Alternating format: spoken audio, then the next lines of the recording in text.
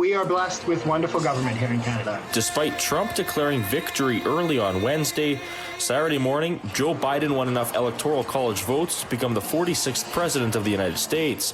Malcolm Bird, associate professor of political science at the University of Winnipeg, has been poll watching over the last few days and says Canadians need to recognize how efficient Canada's electoral system is.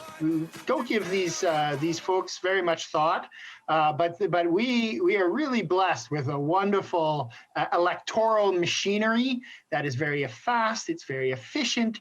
It's definitely nonpartisan. We all have great trust in it, great faith in it. Bird says despite what is going on right now, it's important for Canadians to realize how important our relationship with the United States is.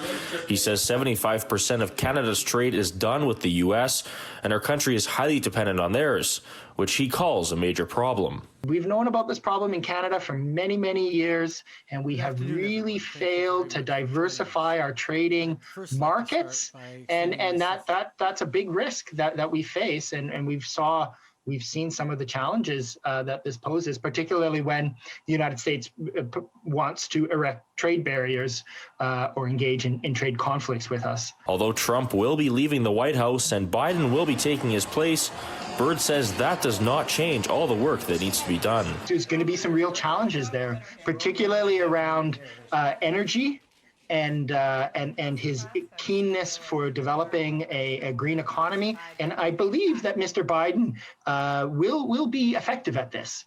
He's been around Washington for a long time. He's well connected, and I think he understands how you have to work with both sides. As for what will happen going forward, Bird says people shouldn't worry. There will not be a revolution. There will not be a rebellion. There may be some rioting and hooliganism, but that's all very isolated, very insulated. America is an extremely dynamic country. It is the largest, most powerful, most significant country on the face of the earth for a reason. We are unbelievably blessed to live next to it and to trade with them.